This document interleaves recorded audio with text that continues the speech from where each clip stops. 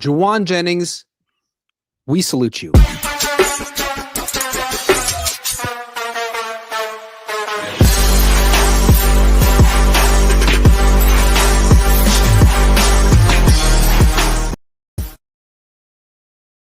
Hello, welcome to the Cohn Zone. We're the Cohns, Lowell Cohn, Grant Cohn. It's our first Cohn Zone in a few weeks. My dad's been all over the world.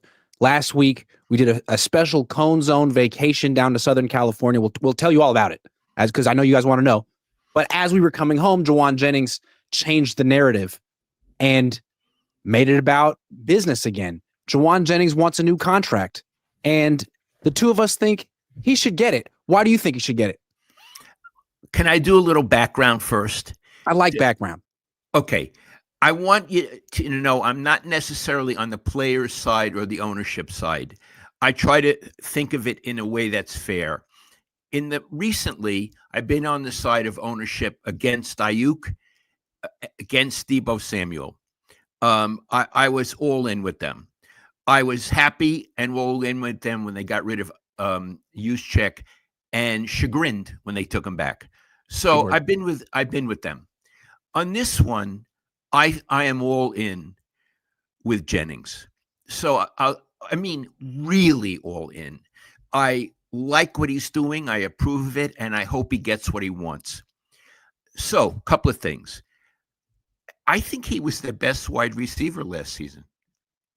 Not even close. Not even close. And I think he could have challenged to be the best other times, but they favored other guys over him. And I'm not questioning that. But I think he had this ability before we saw it last season. He's really good.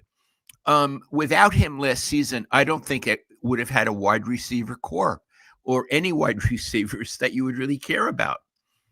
Other things I like about him. He goes over the middle. He's tough. He makes catches where people are hitting him. He's not afraid of contact. He's really focused on what he has to do. I like that a lot. I think he's underpaid. And I think it's clear that he's underpaid. From his point of view, I could say, if I'm Jauan Jennings, I hate that construction. I'm going to say from his point of view, he must feel he's getting screwed. And here's why I say that. CMC got an extension. Kittle got an extension. The left tackle got an extension. Tight end. Ayuk got an extension. And he must be thinking, McCaffrey hardly played. Ayuk didn't play last season, and they were no great shakes. And they're going to nickel and dime me? I don't owe them that. They owe me. And they do owe him. So someone say, well, why did he wait so long for a week before training camp? When the hell else is he supposed to do it? He wants to put pressure on the team. He's entitled. It's not, oh, we're friends. This is business. And Iggy, this is hardcore business. He's making a hardcore move. I approve of it. And it's not like I doubt the Niners looked at this public trade demand and said, oh, he could have came to us and told us. I had no idea. I'm sure they've been having discussions privately for a while, and it didn't go anywhere. I mean, that's what Adam Schefter said, that the talks have gone pretty much nowhere. And you have to give Jauan Jennings credit for showing up to OTA, showing up to minicamp, and trying not to make it all about himself. But with a week to go before training camp, I think it's fair to say, okay, you missed the deadline, and now I'm pissed, and I'm going to do what every other player did to you, and your track record is you're going to fold, and I'm going to win. So here we go. Yeah, I mean, I love what you're saying, Iggy. He looks at what happened with Ayuk.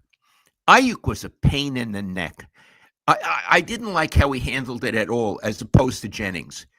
And you would think they would have told him, take a hike. Or the quarterback, he just got a big extension. He was polite and everything, but he just got a big extension. And what Jennings is seeing is they always fold. Yep. I'm supposed to be a schmuck and take their offer, but everybody else acts obnoxious or strong and he gets what he wants. I'm going to do it too. Absolutely. He'd be an idiot. I wouldn't respect him if he didn't do it. Yeah. And you can't say, well, he signed a contract. You have to honor the contract. I think the way the NFL works, if Jauan Jennings last year had dropped 15 passes and caught 40 and been a complete miserable bust, they would have cut him this year. They'd say, sorry, you're not worth $7.5 million and you know it. So you got to go. So he outperformed his contract and now he gets a new deal. I mean, that's what he did last year. He got a 2-year extension and now he did it again. So I think the Niners shouldn't be surprised. I am surprised they waited this long. Did they think Jauan Jennings wasn't going to press the issue? Like, why didn't they make this a priority? Okay, because they didn't have to. There was no pressure. They didn't have to. Now they have to address it. And I'm going to say why they have to address it. Training camp starts next week. It's going to be the biggest topic of conversation. It's not going to be, how's Brock Purdy throwing today? It's going to be what's happening with Jennings. Correct. That's going to be, and do they want that? Plus, the guy might refuse to play in the regular season if they can't work it out. Who are going to be their wide receivers? That's what I'm saying. Because you said the story isn't going to be how Purdy is throwing. Well, if there's no Jennings and we know there won't be any Ayuk, then Purdy might not be throwing so well. He might be throwing a lot of interceptions in camp. That could be the story as well. Yeah, I mean, any quarterback needs good wide receivers, and I would say Purdy needs them a little more than some others. Yeah. So I have a question for you. Yeah. How do you think this resolves? Well, let me just use some context. As we mentioned earlier, every single player who requests a new contract gets it with the 49ers. So I don't see them becoming tough all of a sudden. I think they're going to give Jauan Jennings an extension, and I think he's going to get it in the next week or two. I don't think he's asking for $30 million a year like Ayuk was last year. I think this should be doable, and I think he's going to get it, what he wants. I agree with you. I think they're going to work it out. Not because anybody on either side is a particularly nice guy or a philanthropist. They're going to do it because Ayuk needs money and is on the team and under contract, and the Niners are going to do it because they're up a bad place if they don't have him. So what I think is going to happen, there'll be some sort of extension, and neither side will be happy about it. It'll be more than the Niners want to pay and less than Jennings wants to get. What do you think? I agree. It's interesting. You give these extensions out to appease a player, make him happy, keep him here long term. But they tried that with Brandon Ayuk last year. It didn't seem to repair the relationship that had been fractured. And you're sort of predicting that's going to happen again with Jauan Jennings. I would agree with you. And maybe the Niners could learn from this. Like, instead of letting the relationship go to shit and then trying to repair it with money, keep it going or trade the guy. Don't let it get to this place. Right. And it seems like they let it get to this place with various players before every training camp. It's the wrong way to start training camp. You want to have solidarity on the team. You want to have that. You don't want to have these mini dramas that take you away from your purpose. It's a bad way to start, and they seem to start that way often. And what's funny about it is they acknowledged that this year. They, coming off a 6-win season, we asked them, what are you going to do differently? And they're like, you know what? This year, we're going to get all of our business done early. And we're going to take these training camp practices seriously. And then they got Purdy, Kittle, Warner done before minicamp, and everyone gave them a standing ovation. And we thought that was that. But I think it's interesting that Jauan Jennings was just standing quietly in the back of the room like, what about me? Yeah. I don't count. If I don't like the situation, I don't count as drama, as a distraction. Let's see how training camp goes without me. Let's see how the first 3 weeks of the season go without me. Good for him. Yeah. And he's elevated his profile around the league. He has elevated his profile around the league. It just makes the Niners look weak if and when they give Jauan Jennings this extension when he wants it. It seems like they would have been better off to do it on their terms and say, Jauan is actually one of our core players. We're going to get him done right at the same time we get all our other core veterans done. Instead, Jauan wants an extension. We weren't planning for it, but here you go. Yeah, and I would say as of today, we know that McCaffrey got an extension and then really couldn't play. I think I could be wrong. I think Jennings is more of a core player today than McCaffrey. McCaffrey's a question mark. Jennings isn't. He's not hurt. No, McCaffrey, his best days are behind him. He's a 29-year-old running back who's had a lot of injuries. He's not going to be what he was before. He still could be on the team. He still could be good, but he won't be the offense. God knows what Brandon Ayuk will be like when he comes back. We'll talk about him in a minute. George Kittle's going to turn 32 in October. You could really argue that this offense is Purdy's offense and Jennings' offense for the foreseeable future. And those two have a really good chemistry is a bad word, but it seems like they have a really good chemistry. Purdy trusts him. Purdy throws to him a lot in all the key situations. Like he was their number one receiver, not only on third down last year, but in the fourth quarter. How do you replace that? Say Ricky Pearsall's the guy? And the other thing, Jennings is not a deep threat. Yeah, but Purdy's not a deep thrower. Right. Actually, this is what you're saying. They work well together. You want to throw it 15, 20 yards down the field across the middle where the receiver's going to get blasted? Throw it to Jennings. He'll hold on to the ball, and he may even get a few yards after the catch. All you need is 10 yards. He'll catch the ball, break a tackle, and get 3 or 4 more yards. And the only guys who really do that as well, Puka Nacua on the Rams is very similar. And 10, 15 years ago, Anquan Boldin was very similar. I'm not saying this guy's Anquan Boldin, but he's really, really good. And to your point, the pairing with Brock Purdy, great pairing. Last year, we were saying, like, what's the point of paying $30 million a year for Brandon Ayuk when Brock Purdy doesn't even throw it down the field like that?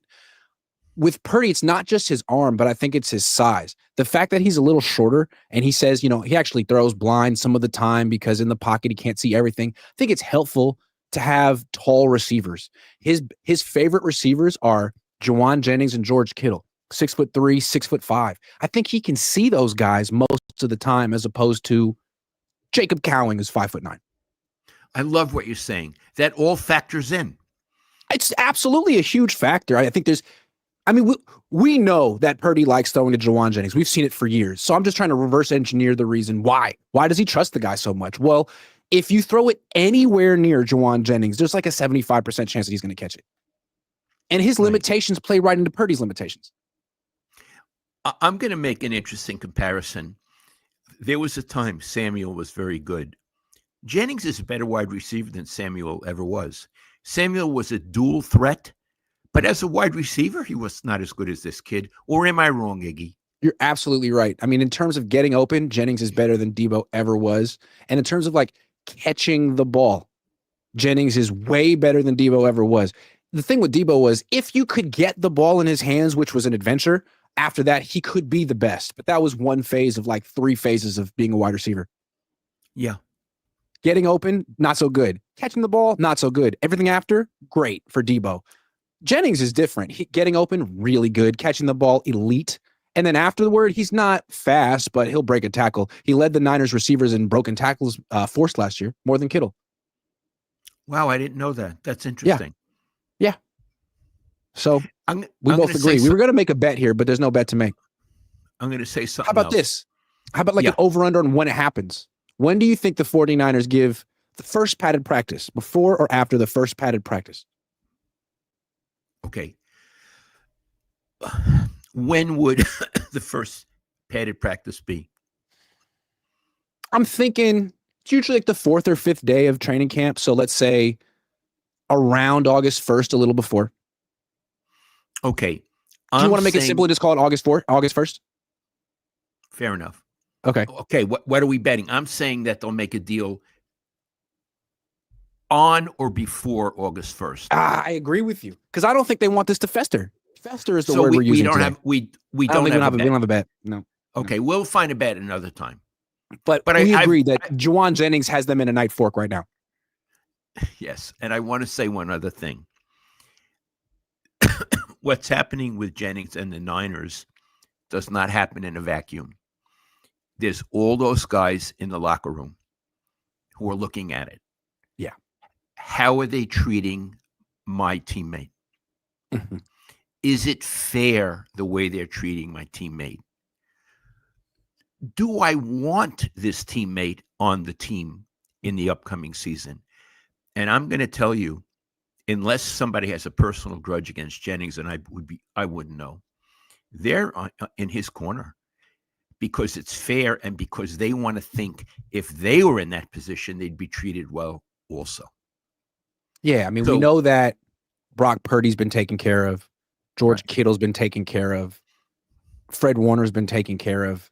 I think a lot of players on the team probably identify with Jauan Jennings. They look at him and say, 7th round pick, burst into the scene a little late, sort of asserted himself as a franchise cornerstone.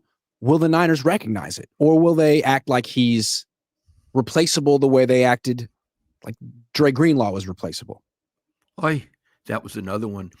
Listen, I think what the Niners should have done, they should have extended Jennings and not Purdy. I argued all along, make him play out his rookie contract. You got another quarterback. I was more impressed with Jennings last season than I was with Purdy. Thank you. Absolutely. I agree. So I would extend Jennings and say, Purdy, we like you. We got this other guy. He's a flop. Why don't you go against him? And if you win out, you're our quarterback. We'll take care of you after your final year of your contract. Not now. I would have reversed it. Yeah. To me, the Purdy extension was a lot like the Ayuk extension. Now, Purdy was much more agreeable about the process than Ayuk was, but you gave way too much to a player because that's the market. And you told yourself that Ayuk was a number 1 receiver. Is he? You told yourself that Brock Purdy's a franchise quarterback. Is he? And all it's going to take is one injury for you to say, holy shit, we're stuck with this contract. Oh my God, what have we done? Because that's where they're at with Brandon Ayuk right now. The holy shit level. I love YouTube. You can say words like that. You can say that. You can say that. You can say that. All right, speaking of Jauan and Brandon Ayuk, who is better? Who is more important to this team now and in the future? Brandon Ayuk is still recovering, but he should be healthy at some point this season. He's getting paid $30 million a year, and Jauan Jennings is fighting to make more than 7.5. Okay. This is fun. I love games. So let's just, before I make a pick, let's just talk about it a little. And we're not talking about past performance. Forget it. We're talking about today and ongoing. Today, I know that Jennings is healthy. Today, I don't know where Ayuk is. I mean, you've seen him jogging, right? And walking. Have you seen him jogging? Or just walking? Seen him walk. But not jog? Nope, no jog. Okay, so he's there, which is very nice of him. I mean, they're paying him enough. He could be there, should be there. But he's really not. He's not part of the workouts. So no, far. He's talking to T.O. and Frank Gore. Oh, that's nice. Talking to the old guys. Mm-hmm. So he's at a country club. Yeah. So, okay, in terms of availability, Jennings has him beat. Yes. Let's talk about their talent. Mm-hmm. Ayuk is a better deep threat. Mm-hmm. In fact, he's a hell of a deep threat. But the quarterback may not be able to get him the ball when he runs deep. And Ayuk may not be as fast as he once was after this serious knee injury. I believe he's a tough guy. I wouldn't take that away from him. I don't know if he's as tough as Jennings, but he's a tough guy. He in the past has run very good routes. But here's the thing. In the Super Bowl against the Chiefs knew he was a hothead. Mental and toughness. They went out of their way to say things to him, and he responded, and they took his head out of the game. Yep. Here's your supposed number 1 receiver, and he's arguing with coaches and defensive backs. Jennings will get into fights, but it's after the play. It's not during the play. And Jennings is sort of like the opposite of Ayuk. Like he gets other people to lose their cool while blocking. Well, Ayuk loses his cool. Right. So I'm the general manager of the Niners. I want Jennings more than I want Ayuk. How about you? Yeah, I agree. I mean, he's half the price. He's a better fit with the quarterback. He's has less of an injury history.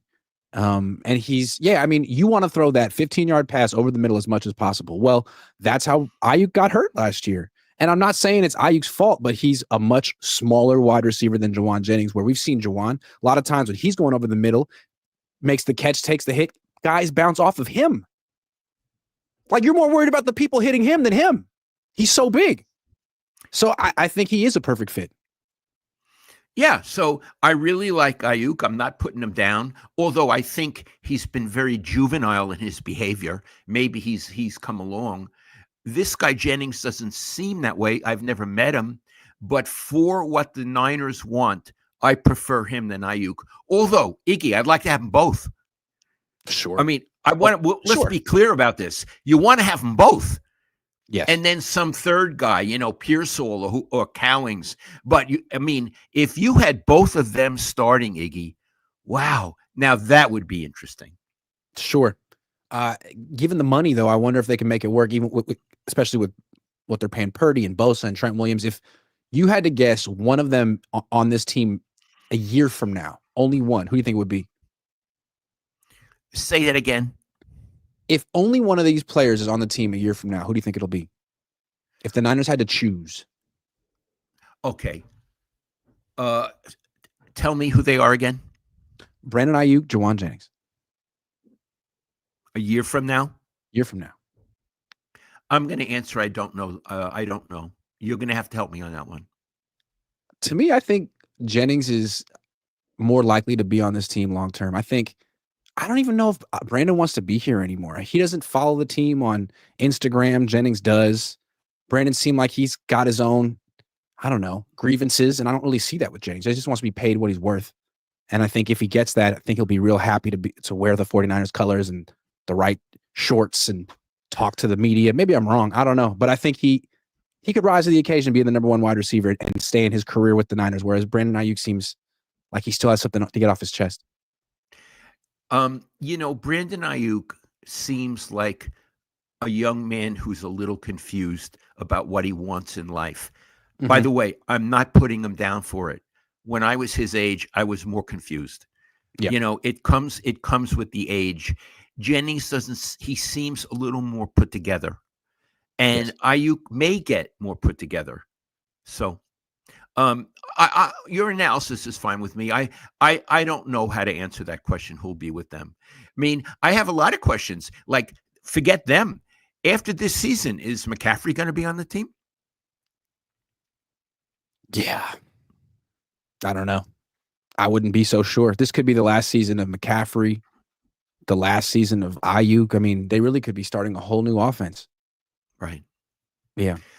I mean, McCaffrey, again, not personal, never met him. Iggy, he's in jeopardy. I mean, he's in jeopardy this season. I mean, he's going to have to be McCaffrey, or else they're not going to keep him around like they keep this fullback. Why they keep him, I don't know. But they're not going to keep him around. They're going to want to have a more dynamic, healthy running back. Yeah, it's interesting. On the Niners offense, there aren't many players who you would say are ascending in their careers. I mean, McCaffrey is not ascending. Kittle is not ascending. Trent Williams is not ascending. Ayuk probably is not ascending in his career.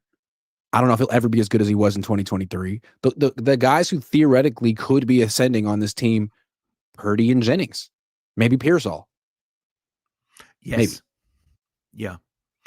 I agree. They sure hope that Purdy is ascending. Yeah, they hope. Because last year he wasn't. They bet on it. They bet a lot of money on it that he's ascending. I'm not sure he's ascending. Yeah, you said it, but I had to raise an eyebrow. I believe I said it because he's 25. I don't know. I believe he's a good quarterback, and how he is now is how he's going to be. Yeah, I think back in the day we kept waiting for Jimmy Garoppolo to ascend, and we gave reasons for it. Like, he knows the system better now. He knows the system. He knows the defenses, but it didn't work out. His best days were like early on. Yeah. So I'm not saying that Purdy's best days were early on. I don't know, but my gut feeling is he's as good as he's going to be. What about Jennings? You think he's ascending? No. You think he's as good as this is who he is. And who he is really good. But I don't think there's anything more in his game. But what they have is worth it. But no, I don't think he's ascending, Iggy. In fact, I don't know anybody on that offense who's ascending. That's scary. Mm-hmm. Okay, let's go to Iggy. Let's go to the defense. Are the people there ascending? I mean, yeah, Lenore. Love it. Yeah, him. Not Bosa, not Warner, although they're very good, but they're not getting better. And then a bunch of young guys who, sure, we don't know if they're ascending seriously into impact players. Lenore, they have one player on the team who's ascending into someone's really special right now. That's good. I'd say the defensive coordinator is ascending. That's a good point. I think he always gets better, Iggy. I think he's one of these guys who's relentless, challenges himself, thinks things through. I feel he's ascending. And some people may ascend with him. All right, let's do a little impromptu topic. Saleh versus Shanahan. So Shanahan's been coaching longer than Saleh, I believe. Shanahan's been coaching a long time. So is Saleh. But you just said that Robert Saleh is ascending as a coach. Unclear if Kyle Shanahan is ascending as a coach. I mean, last year was awful for him. Last year wasn't great for Saleh either. But it seems to me that, well, before I say what I think, what do you think? Why would you say Robert Saleh has improved so much over the years while Kyle Shanahan has kind of stayed the same? Okay, let me come back. You said Saleh didn't have such a good year last year. My impression is the Jets' defense was pretty good. And it was really good, and then he got fired, and then it tanked. But when he was there, it was really good. And the 2 previous years, it was elite, better than the Niners' defense. Yeah, and that's a crummy team and a crummy franchise. Yes. So he failed as a head coach. He's not a head coach anymore. As a defensive coordinator, he's cutting edge, Iggy. Yeah. Okay, here's how I look at him. Again, Iggy, I only know what you've told me, and I only know when I see him in news conferences. I've never met him. I never will. He strikes me as really intelligent. Like if you tested him, absolutely high IQ. That's how he strikes me. He strikes me as a man who's relentlessly curious, always asking himself questions. How do I do this? How do I do it better? What's a wrinkle on this? He's a chess player. He's a serious chess player. He's always testing moves, the way Bill Walsh was always testing offensive plays. His mind, I believe, is always doing that. When you're around a teacher, he's a teacher who has a vibrant, alive intellectual life and makes you a better student. Yeah. So I see him as, like, I had certain professors at Lafayette College or at Stanford when I was in graduate school. I could hear them talk about boiling water. You know what I mean? Yes. Cutting the grass. And I would learn and I would be thrilled whatever they said. Now, here's the thing about Kyle. Again, I've never met him. I've never tested these guys. I think Kyle is reasonably intelligent, but not like Saleh. Agree. I don't think he is as curious as Saleh. I don't think he asks himself the same questions that Saleh asked. And these are challenging questions. Who am I? How can I do better? What is the meaning of my defense or offense? But here's the killer. I believe that Kyle cannot develop his offense any further. You know how we were talking about ascending and descending? I feel Saleh is ascending, and he demands it of himself. I feel Kyle is not ascending. He's not descending, but he's not ascending.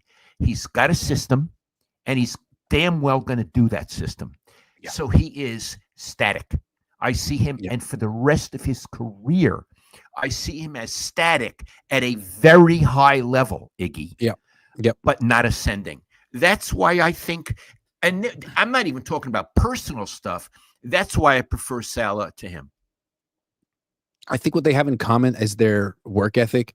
I don't think you could say that Robert Saleh works harder at football than Kyle Shanahan. I think Kyle grinds as hard as anyone. And I think that's why a lot of coaches respect him. Is like he's supposed to be this Nepo kid, but when you watch him on a day-to-day basis, he really, really works as hard as anyone. And that's a big reason why he's so good. But I think why he doesn't change and Saleh does, you talked about it, like to actually change, if you go and practice something at, the gym or at the golf range or whatever, practicing doesn't necessarily make you better. It just kind of ingrains what you're doing. And to improve, you have to look at what you did afterward and say, how did I do a good job? Where could I have done better? And I don't know that Shanahan asked that question or does a good job of answering that question for himself. It's a tough one. I feel he's satisfied with his system. My system is great. I worked it out with my dad. My system works. The players have to buy into what I do. Well, I think the minute you do that, you limit yourself and you don't grow as much. And I think it's deeper than that. I think like Saleh's just like secure in himself. So he can hear someone say, like, back when I was nobody, I would go up to him and be like, hey, man, you're not using Solomon Thomas right. You should put Solomon Thomas at nose tackle, get him a one-on-one with the center. And he'd smile and be like, I like that idea. Let's talk about it. As opposed to Kyle Shanahan, if someone did that to him, like, he couldn't do that. I think there's an inherent insecurity where he would tear someone to shreds publicly, privately, if they gave him a suggestion, because it's not his fault. He didn't do anything wrong. We saw this in both Super Bowl losses. The first one was Jimmy Garoppolo's fault. And he made that real clear when he traded up for Trey Lance. Second one was Steve Wilkes' fault. He made that clear when he fired him.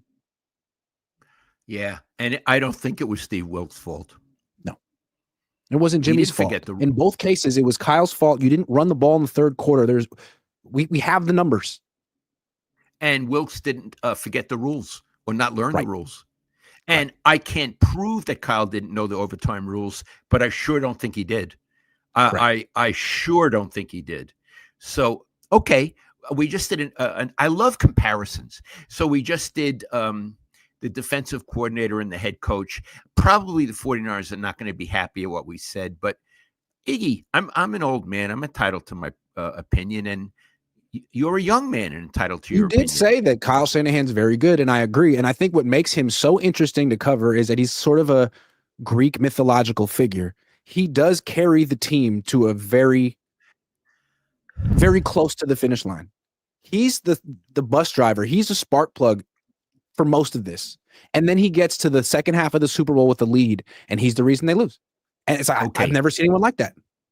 You just mixed about 4 metaphors. Sorry. Went from Greek mythology to the bus driver to the finish line and all that. Let's go back to Greek. Let's go back to Greek mythology, which interests me more. In what sense is he from Greek mythology? Because he's a blessing for the 49ers.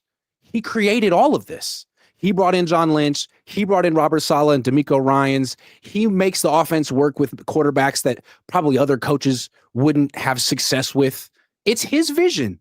So he gets credit for the whole thing. It's not like he's Nick Sirianni and he's following orders from the general manager. This is his team. And then when he gets to the very, very end where he can become the hero, he can't do it. It's not just that he isn't good enough to win the championship. He's the reason they choke. He's a choker until further notice. It's tragic. I understand. He appears to be a choker in that he gets in his own way at the end. Right. He is his own destiny, like Greek.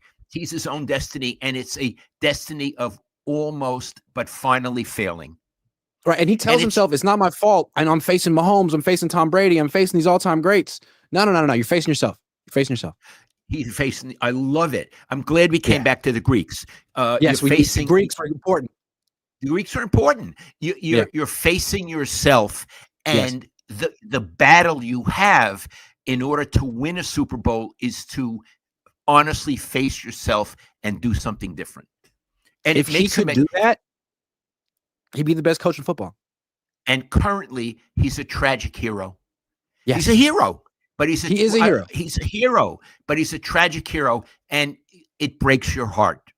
Yeah, it does. Breaks your heart. You did good, Dad. That was good.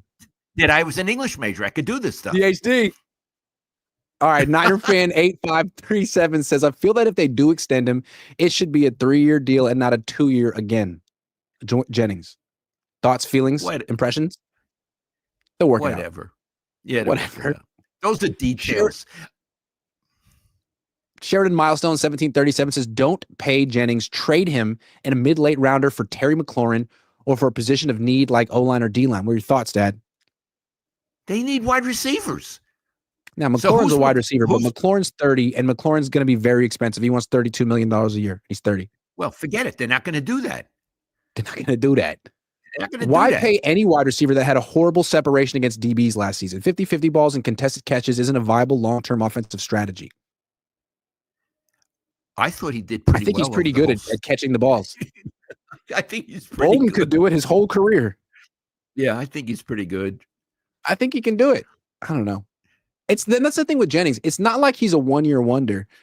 He's always been good. He just didn't get the same opportunities because he was a 7th-round pick and there were other guys ahead of him who weren't necessarily better. That's how Kyle is. He identified him as a number 3. So he was a number 3, as opposed to, I got to keep investigating this. Maybe I should change the numbers a little bit. You know, you once asked him why he didn't play Jordan Mason more. And didn't he say because he's the number 3? Didn't he say that? Yeah, like he was averaging 6 yards a carry and Elijah Mitchell was averaging like 2 yards a carry. And it was like, hey, I must be an idiot, but how come Jordan Mason is behind Elijah Mitchell on the depth chart? And he's like, oh, that's because Jordan Mason's the number 3 running back. I was like, oh, thank you. I appreciate it. Got it. It's like, I think it's fair occasionally to say, maybe I could rearrange these numbers. And he doesn't seem to want to do that until someone gets hurt. Yeah. Because again, that would say like, hey, you know, I had a vision for what this would be and I was wrong.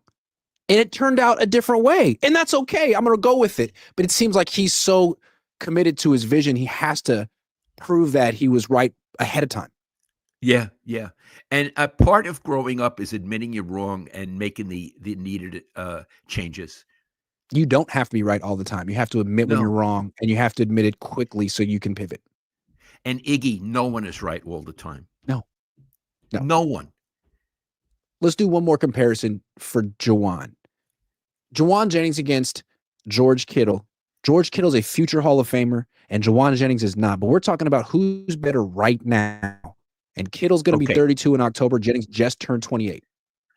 Okay, let's go over some stuff. In many ways, Jennings is like a tight end. Not in the blocking at the line of scrimmage, but he runs shorter routes, and he's tough, and he hangs on to the ball. I.e., he's very much like Kittle. He's very dependable. He's very strong. I think his hands are Kittle has great hands, Iggy, but Jennings does as well.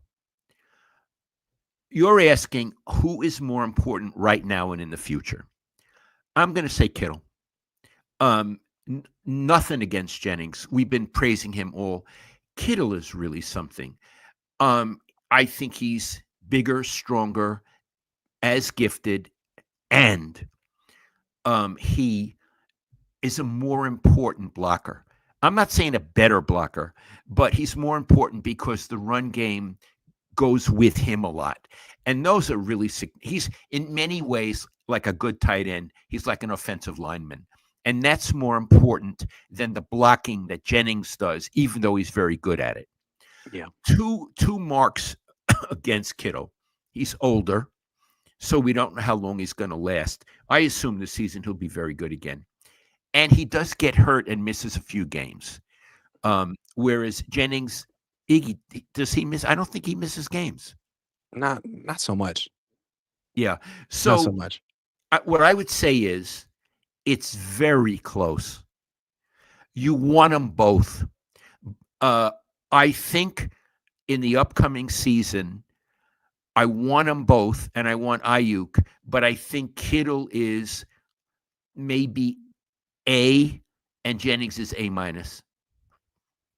I think that's fair. I think maybe even Jennings would have to agree with that. But I think what's interesting is how close they are. And I think Yes. that's Jennings' whole point. Like, Kittle got an extension right away because he's so important, and he felt aggrieved. All right, so you gave him $19.1 million a year. Is he that much better than Jauan Jennings? He's 4 years older than Jauan Jennings. And last year he had one more catch than John, two more touchdowns than Jauan. And then on third down, Jauan had three more catches than Kittle. And in the fourth quarter, Jauan had three more catches than Kittle. So yeah, everyone would say that Kittle is better than Jauan Jennings, but the numbers say it's not by that much.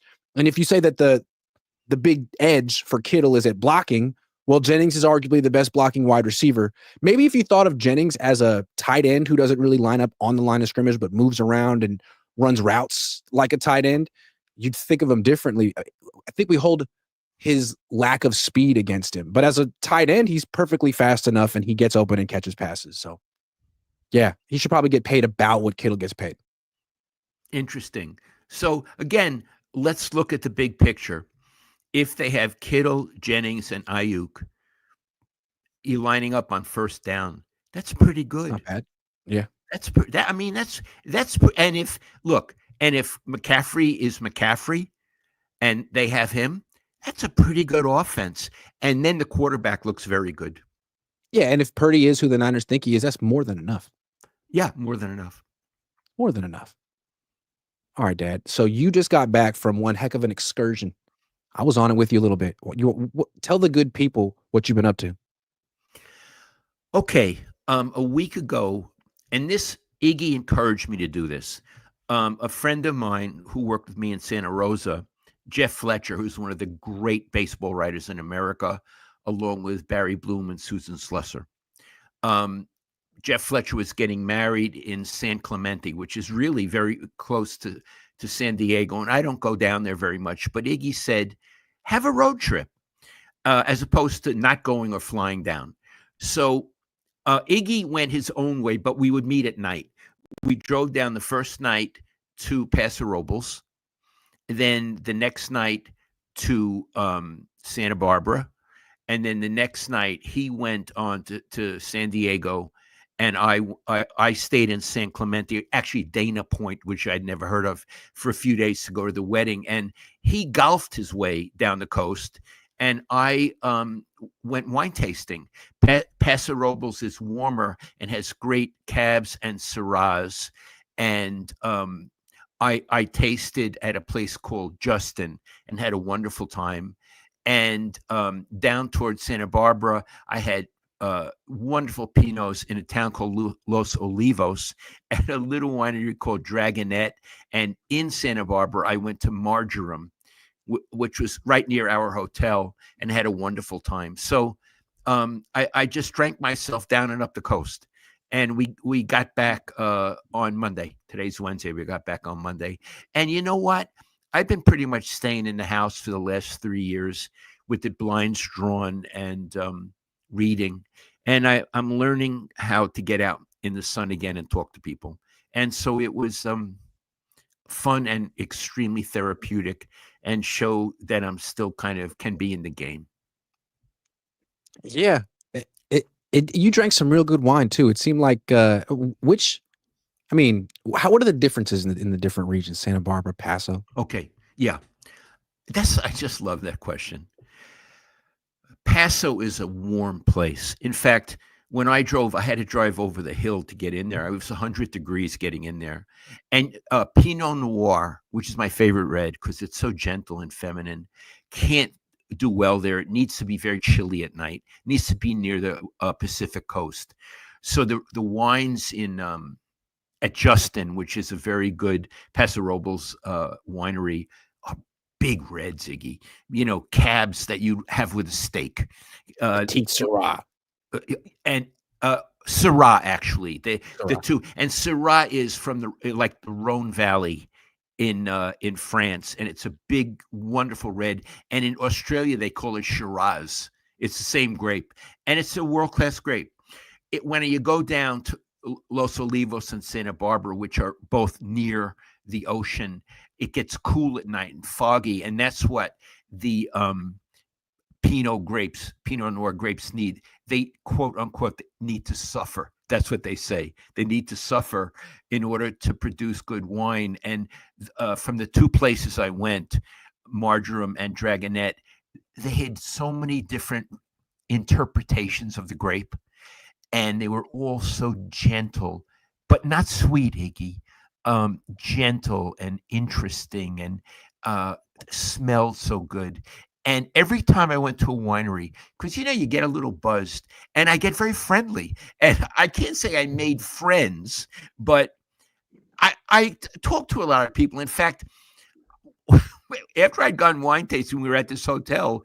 Iggy was in another room. We were at this hotel in Paso. We were going to meet at this restaurant. And I met these people in the elevator, just going down to my car. And they were going to the same restaurant. And we made friends with them and went out for a drink after. Went to the same restaurant and then went out somewhere else for a drink. Yeah, that was a lot of fun. And one of the things that I like about going to places that have like wineries, I like wine tasting with you, but even if I don't, I usually where wine goes, good restaurants follow. So in Paso, like all the restaurants are phenomenal and really refined and sophisticated. Whereas like, no offense to San Diego, like they have really good restaurants too, but they don't have a wine scene. And I feel like a wine scene only helps a place. Yeah. And in the Bay Area, boy, do we have that. Santa Barbara has it. Yeah. Paso Robles has it. San Luis Obispo has it. Yeah. LA doesn't. San Diego doesn't. Monterey does. Yeah. So we had a grown up weekend. I mean, week. I was on special assignment. I was. Yeah, it was like the movie Sideways, except not quite as exciting. I'm the guy. I'm the guy from Sideways. You're the guy from Sideways. I'm the other guy from Sideways. It's not. I'm the guy, the schlub from Sideways. Said, hold on. Grant hates San Diego so much. Put down their burritos and now their wine. Hold on. I love San Diego. I was confused by their burritos, but I like them enough, just not as much as Bay Area ones. And they don't have wine. What do we need their wine? What is their Temecula? Escondido? Yeah. What are we talking about? Their wine. Yeah. Anybody who makes a case for wine around the San Diego area doesn't know wine. I have been to thousands of restaurants in my life. There is always wine from Napa, Sonoma, often from Santa Barbara or the Willamette Valley in Oregon. I have never, ever seen a wine from Temecula or the San Diego area. Never. I've been wine tasting in Temecula, and it's so funny that they'll be like, "This, you got to try this Malbec, super good Malbec," and I'm like, "All right, cool. That I like this. This is good. So where do you grow it? Oh, the grapes are from Argentina. Okay, so what are we doing here? Well, this is a really nice facility, isn't it? It's beautiful. But where are the grapes from? Argentina. Okay, got it. Well, can we try some Temecula? It's not as good. Iggy, do you remember the time we were visiting my sister outside of Philly, and near her there's a Pennsylvania winery? Yes. So we go. I mean, come on. It was like you could walk there from my sister's house. And we'd taste some wine, and everyone would look at each other like, this is horrible. Like, I don't even know. Like, this is not wine. No, it's not wine. It's gasoline. Mouthwash. So finally. She say stuff like, this is our signature selection. That's what. Do you remember what it was? The signature? Oh, man. Was it like cherry something? What was it? No, it was a Cabernet, and they put chocolate in it. Chocolate. Yeah, there was an extra something in there. Yeah. People just buy this. It's so great. It's Cabernet. Can you imagine the Mondavis putting chocolate into their Cabernet? I know. And so we try to be nice, right? Because she let us taste everything, and we kept trying to find something we liked, and we couldn't.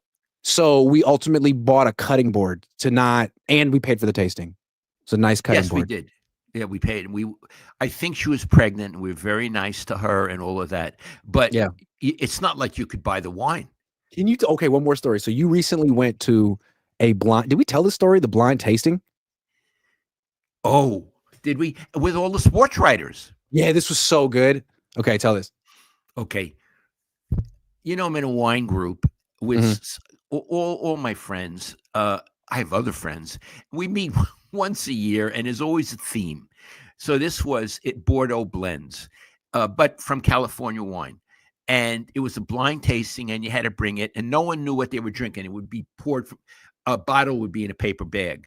There were 12 wines, and I was there. Mayoka was there, Annie Killian was there. I mean, and a lot of just people I love. And I thought, what the hell? I'm going to buy a bottle of Donald Trump's wine. Not because I'm particularly into Trump, but first of all, these are all liberals. And I wanted to see how they'd react. Plus, I wanted to see how Trump, this big mouth, how his people made wine. Plus, he's not a drinker, so he doesn't even know what's good. So I ordered his wine, and I noticed that the grapes, Iggy, were from Virginia, right? Virginia. Yeah. And I'm thinking, like, I've never heard of wine grapes from Virginia. So we do it was all night. We had such a great time. And then everything got revealed. 12 wines, 12 through one came in first. Trump came in second. And I couldn't believe it. I mean, he beat 10 California wineries. And now no one was angry at me that we all got a big Brian Murphy was there, and he said he was going to get a Trump wine too, but he decided he'd get something else. So I wasn't the only one who had the idea, but I was the only one who did it. And we all got a good laugh out of it. So it was fun. Ashley asks, Lowell, is there a restaurant or bartender in Paso that you love / recommend?